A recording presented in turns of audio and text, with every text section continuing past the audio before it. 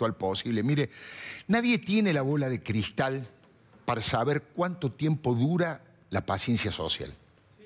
Es una actitud muy subjetiva, difícil de domesticar o de colocar en una planilla de Excel, por ejemplo.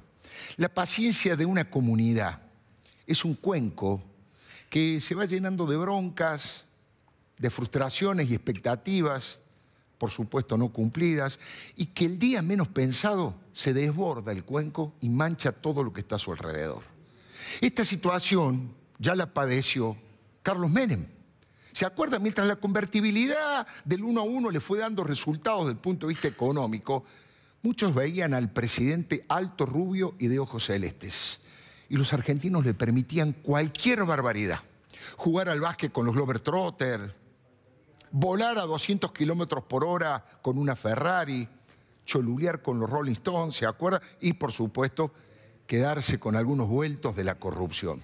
Menem parecía invencible en ese momento. Nada deterioraba su imagen. Ninguna metida de pata afectaba su relación con la sociedad. Hasta que la economía empezó a mostrar sus primeras debilidades y desembocó en una crisis. En ese preciso momento, los ciudadanos recuperaron la memoria de golpe y le empezaron a pasar juntas todas las facturas.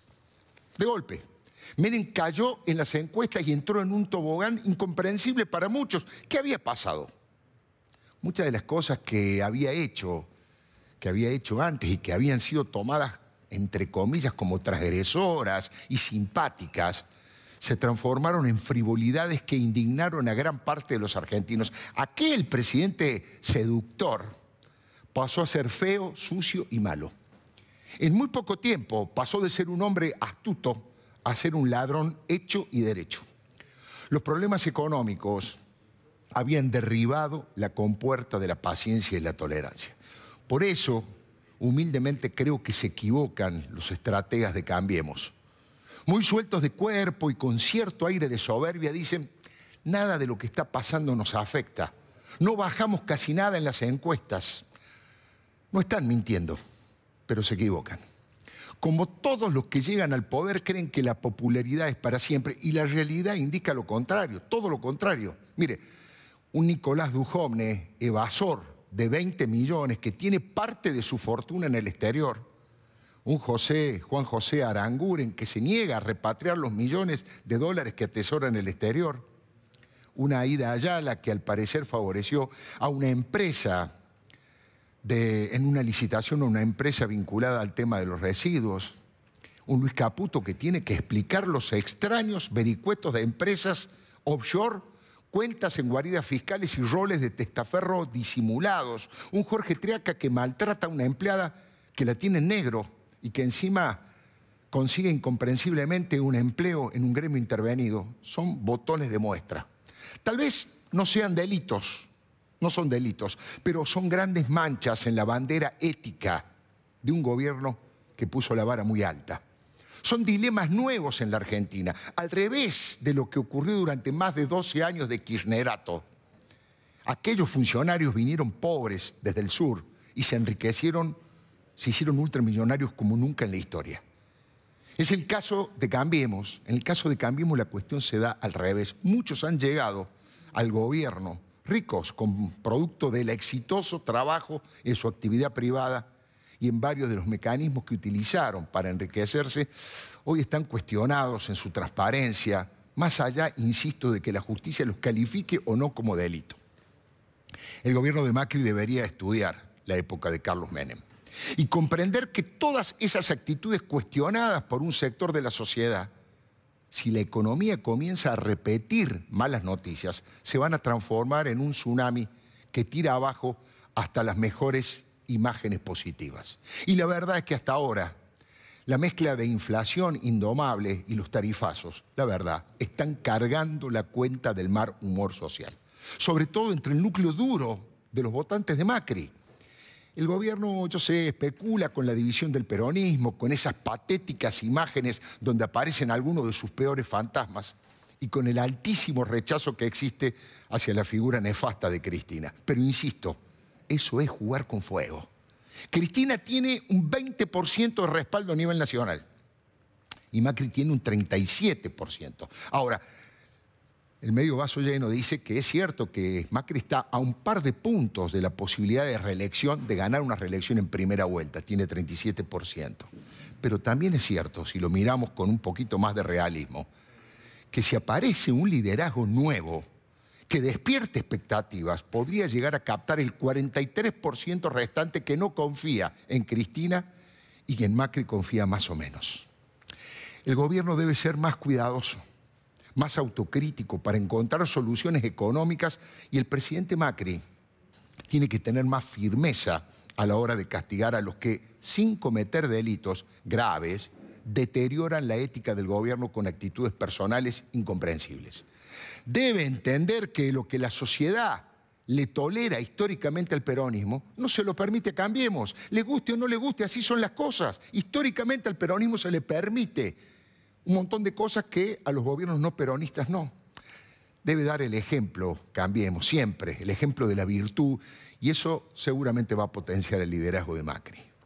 Mirar para otro lado es el peor de los remedios. Yo sé que Nicolás Dujovne no es Cristóbal López. El zar del juego, entre otros delitos graves, se apropió de 8.000 millones de pesos nuestros, que hoy ya superan los 17.000 millones, y que ese robo lo quieren disfrazar de evasión impositiva. Fue un modus operandi en todas las empresas de Cristóbal, que devolvió esos favores con coimas disfrazadas. Esto de Cristóbal yo lo conozco y lo vivo criticando hace años, pero que el actual ministro de Hacienda, Nicolás Dujovne, mire, no quiero cargar las tintas sobre Dujovne, pero vale la pena recordar aquel momento.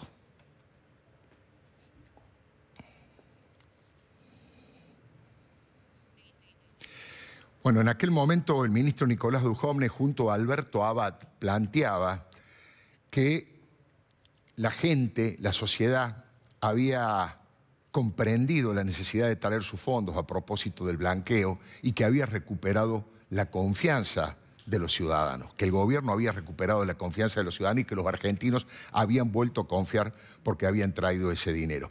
Eso decía en aquella conferencia de prensa el ministro Dujovne, que había cometido el delito de evadir 20 millones de pesos y que el blanqueo que hizo este gobierno funcionó como una suerte de amnistía que lo libera de tener que dar explicaciones ante la justicia, pero no lo libera de tener que dar explicaciones a los ciudadanos. Ahora me dicen que sí, tenemos la posibilidad de recordar aquel momento que me imagino Dujovne no lo querrá recordar nunca. Antes que nada, queremos agradecerles a todos los argentinos por la confianza. El resultado de este proceso muestra que los argentinos vuelven a confiar en el país y a pesar de pagar una penalidad han declarado activos por una cifra que nunca se había visto en la Argentina. Bueno, lo que le decía, ¿no? Los argentinos han recuperado la confianza en el país. No dice los argentinos hemos recuperado la confianza porque evidentemente él no la tiene. Digo porque él es el funcionario que tiene la responsabilidad de hacer despegar la producción y el crecimiento de este país. Y Nicolás Dujovne tiene la fortuna de 74 millones de pesos depositados en un banco en el exterior. Y para mí es inadmisible. Y Macri lo sabe, o debería saberlo. Tal vez para el presidente, para sus amigos, para el mundo en el que se mueve sea algo habitual, pero la inmensa mayoría de los ciudadanos que con paciencia y tolerancia están esperando que baje la inflación, que mejore su situación personal, no es habitual este tipo de cosas. Por ahora, la mayoría de los ciudadanos tiene tolerancia, tiene paciencia y si usted me apura, hasta esperanza tienen los ciudadanos. Ahora se le están bancando como pueden, pero esa gente no tiene seguramente un solo amigo que haya evadido 20 millones de pesos o que tenga 74 millones en otro país. Mire, hasta Marcos Aguinis acaba de pedir la renuncia de Dujovne y nadie lo puede acusar de antimacrista. Yo sé que Juan José Aranguren no es Julio Devido. Yo sé, el gerente de la corrupción de Estado de Cristina está preso y casi todos los negociados sucios estuvieron bajo su responsabilidad. Fue el autor intelectual y material del asesinato de la energía en nuestro país, entre otros daños que produjo al Estado. Eso yo lo conozco y lo vivo criticando hace años. Pero que el actual titular de la cartera de energía, el encargado de dar las malas noticias de los tarifazos del ciudadano común que dinamitan el bolsillo del ciudadano común, diga que cuando tenga confianza en el país va a traer el dinero que tiene depositado afuera, me parece de una insensibilidad política que lo descalifica. Y eso que yo respeto y valoro mucho a Aranguren. Fue un directivo que llegó muy alto por su capacidad intelectual en una empresa multinacional. No tiene ninguna sospecha de corrupción Aranguren y se bancó como muy pocos empresarios el enfrentamiento con Guillermo Moreno y la locura kirchnerista. Tuvo que afrontar más de 50 juicios Aranguren. Eso lo valoro. Ahora, las dos figuras principales de Cambiemos, que no son del PRO, el presidente del radicalismo, Alfredo Cornejo, y la líder de la coalición cívica, la doctora Carrió, lo han criticado muy duramente. Encima, si quiere más información, hay una docena de altos funcionarios que tienen sus ahorros fuera del país. Yo sé que Aída Ayala no es Milagro Sala. La comandante tupaquera se robó el dinero que Cristina le mandaba para construir viviendas populares, fue patotera y maltratadora con las mujeres especialmente, y extorsiva con todos. Y como si esto fuera poco, ya se conoce que tuvo 80 viajes al exterior. Hoy está presa en la mansión que se construyó con el dinero de los más humildes de Jujuy. Eso yo ya lo conozco y lo vivo criticando hace años. Pero que la actual diputada chaqueña Aída Ayala haya direccionado la licitación de la basura a cambio de coimas que surgieron de los sobreprecios es un delito clásico que, si existió, debe ser castigado con todo el peso de la ley, como a los integrantes de cualquier partido político. El que es delincuente, el que comete un delito, el que recibe una coima, no importa qué camiseta partidaria tiene. Yo sé que Aída Ayala tuvo que pelear contra el gobierno de Capitanich, que tuvo que pelear contra el gobierno de Cristina, y eso la enaltece porque fue 3 veces intendente de Resistencia. Pero tiene que rendir cuentas ante la justicia. Hoy pidió la exhibición de prisión y el juez ha pedido su desafuero. Y yo creo que el Congreso, que el bloque de Cambiemos le tiene que dar el desafuero tal como se hizo en su momento con Julio Devido, que rinda cuentas ante la justicia y luego veremos. Yo sé, por supuesto, que Luis Caputo no es Lázaro Báez. El amigo, cómplice, testaferro y empleado de los Kirchner batió todos los récords de enriquecimiento ilícito del que se tenga memoria.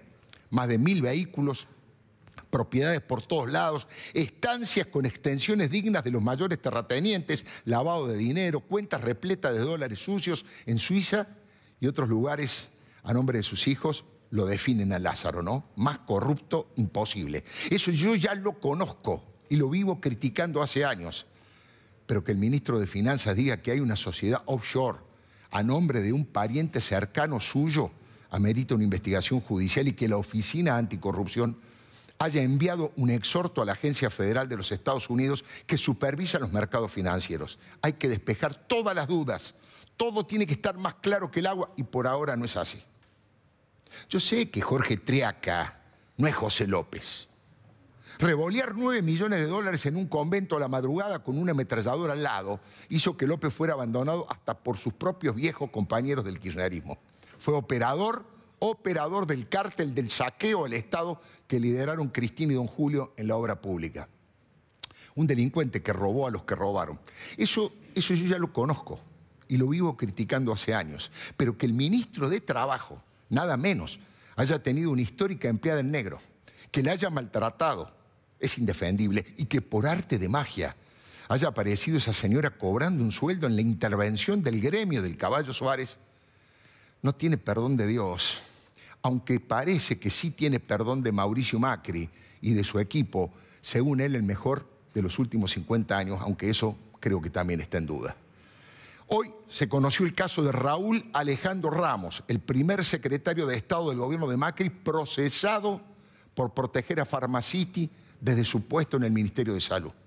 La justicia sospecha que abusó de su autoridad y ante la misma situación demoró las sanciones a la empresa que fundó el vicejefe de gabinete Mario Quintana y sin embargo castigó a las farmacias que son su competencia. Y finalmente,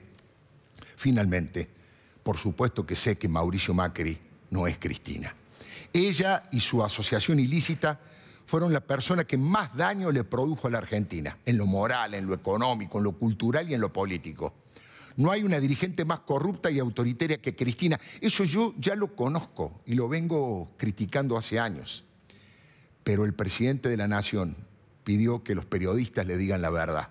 Y él prometió decir la verdad. Y la verdad es que mucha gente está haciendo un esfuerzo descomunal para atravesar este desierto económico porque cree en su promesa de que vamos hacia la tierra prometida, que es bajar la pobreza, bajar la inflación y aumentar el trabajo y la producción y el crecimiento. Esa gente que aprieta los dientes, que se ajusta el cinturón todos los días y que se banca a defender al gobierno en todas las discusiones, esa gente merece tener un gobierno impecable, sin una sola mancha en su ética, y un presidente al que no le tiemble la mano a la hora de repartir premios y castigos. Y no vengan con ese verso de que estos grandes empresarios se están sacrificando por nosotros.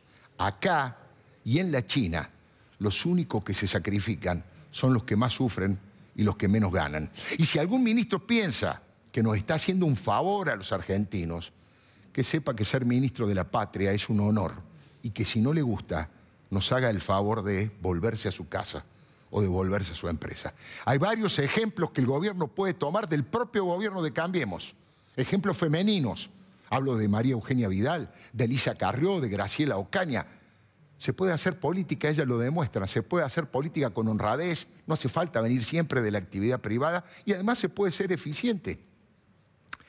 En Cambiemos puede faltar tiempo para generar las reformas, pueden faltar dirigentes capacitados, pero lo que no puede faltar es la ética. La paciencia y la tolerancia tienen un límite y cuando ese límite se supera, ya es demasiado tarde para lágrimas. Le doy mi palabra.